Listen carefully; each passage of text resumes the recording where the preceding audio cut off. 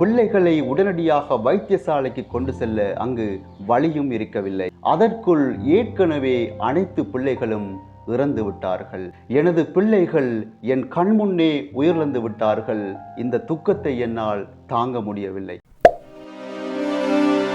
காப்பாத்துங்கள், காப்பாத்துங்கள் என்று அங்கு மக்கள் கத்துவதை கேட்டேன். இருட்டில் எனக்கு எதுவுமே விளங்கவில்லை. அப்போது நான் திரும்பி பார்த்த போது எங்கள் வீட்டின் மீது ஒரு பெரிய பாறை வந்து வீட்டின் மீது மோதியது. வீடு முழுவதும் இடிந்து விழுந்தது. அறையில் உறங்கிக் கொண்டிருந்த அனைவரும் அதன் கீழ்ப்பகுதியில் புதைந்திருந்தனர். அவர்களை காப்பாற்றுமாறு என்னால் முடிந்தவரை சத்தம் போட்டு காப்பாற்றுங்கள், காப்பாற்றுங்கள் என்று கத்தினேன். ஆனால் யாரும் வர முடியவில்லை. கொடூரமாக மாறிய நள்ளிரவு. மண்ணில் புதையுண்டு உயிரிழந்த ஒரே குடும்பத்தைச் சேர்ந்த 6 பேரின் திக் நிமிடங்கள் மட்டுமின்றி இது ஒரு சோக கதை. இது ஒரு முக்கியமான காணொளி. இந்த காணொளியை முழுமையாக பாருங்கள். நான் உங்கள் தாஜுதீன் ரைஸ். வாருங்கள் காணொளிக்குள் செல்லலாம். பதுளை மடுல்சிம பட்டவத்தை பகுதியில் கடந்த நவம்பர் 27ஆம் தேதி அன்று ஒரே குடும்பத்தைச் சேர்ந்த 6 பேரின் உயிரிழப்பு சம்பந்தமாக இன்றைய தினம் ஒரு முக்கியமான செய்தி வெளியாகியுள்ளது. அன்றைய தினம் கடுமையான குளிரில் தங்கள் பிள்ளைகளுடன் ஒரு அறையில் உறங்கிக் கொண்டிருந்த ஒரே குடும்பத்தைச் சேர்ந்த 6 பேர் அதிகாலை 4 மணி அளவில் ஒரு பெரிய மண் சரிவில் புதைந்துள்ளனர். குறித்த வீட்டின் உரிமையாளர் ஆர் தியாகராஜா தன்னுடைய மனைவி மற்றும் தன்னுடைய மகன்மார்களான 3 பேருடன் அவர்களுடைய வீட்டு வரவேற்பு அறையில் உறங்கிக் கொண்டிருந்தார்கள். ஏனைய 3 மகள்கள், மகளின் 2 பிள்ளைகள் மற்றும் என்னுடைய மருமகள் ஆகியோர் வேறொரு அறைக்குள் தூங்கிக் கொண்டிருந்தார்கள். இந்த நிலையில் ஒரு பெரிய சத்தம் கேட்டது. நான் வெளியில் ஓடிச் சென்று பார்த்தபோது அங்கே அதிகளவான தண்ணீரை கண்டேன். காப்பாத்துங்கள், காப்பாத்துங்கள் என்று அங்கு மக்கள் கத்துவதை கேட்டேன். இருட்டில் எனக்கு எதுவுமே விளங்கவில்லை. அப்போது நான் திரும்பி பார்த்த போது எங்கள் வீட்டின் மீது ஒரு பெரிய பாறை வந்து வீட்டின் மீது மோதியது. வீடு முழுவதும் இடிந்து விழுந்தது.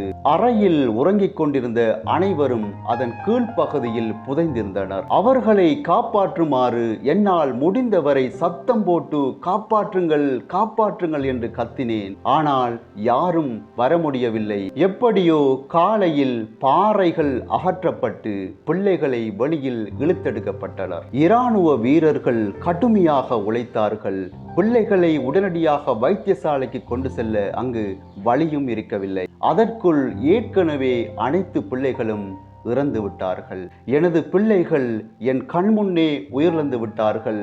இந்த துக்கத்தை என்னால் தாங்க முடியவில்லை. 19, 27, 28 வயதுடைய ஒரே குடும்பத்தைச் சேர்ந்த என்னுடைய 3 மகள்மார், ஒரு மகளின் 7 வயது இன்னும் ஒரு மகள் மற்றும் 2.5 வயது மகன், அதேபோல் 26 வயதுடைய எனது மருமகள் ஆகியோர் உயிரிழந்திருந்தார்கள். இதேவேளை நாங்கள் செல்லமாக வளர்த்த நாய் வீட்டை விட்டு வெளியே வருவதில்லை. அது நாள் முழுவதும் வீட்டை சுற்றி திரியும். எங்கள் பிள்ளைகள் இந்த நாயை அதிகளவில் நேசித்தார்கள். நாயும் அப்படித்தான். அது பேரப்பிள்ளைகளின் புத்தகங்களை பார்த்து குறைக்கிறது. என்னால் அதை பார்த்து தாங்க முடியவில்லை. குடும்பத்தில் உள்ளவர்கள் உயிரிழந்த பின்பு நாய் இதுவரைக்கும் சாப்பிடுவதில்லை. நான் நாய்க்கு சாப்பாடு வைத்தால் கூட அது சாப்பிடுவதில்லை. அதனால் நான் உணவை எடுத்துக்கொண்டு நாய் தங்கியிருக்கும் உடைந்த வீடு அமைந்துள்ள இடத்துக்கு வர வேண்டும். அது எனக்கு இன்னும் வருத்தமாக உள்ளதாக தியாகராஜா தன்னுடைய சோக கதையை இன்றைய தினம் அவர் செய்தி பிரிவுக்கு பகிர்ந்திருந்தார். இது தியாகராஜாவின் சோகக்கதை. இந்த சோகக்கதைக்கு பின்னால் நடந்த சம்பவங்களை நீங்கள் கேட்டிருப்பீர்கள். இந்த ஒரு சேனலுக்கு யாராச்சும் புதுசாக வந்திருக்கீங்கன்னு சொன்னாக்க மறக்காம இந்த ஒரு சேனலையும் சப்ஸ்கிரைப் பண்ணிட்டு வீடியோக்களை பாருங்க. நான் போடுகின்ற அனைத்து வீடியோக்களும் உடனுக்குடன் உங்களுக்கு நோட்டிபிகேஷனாக வந்து சேரும் என்பதில் சந்தேகம் கிடையாது.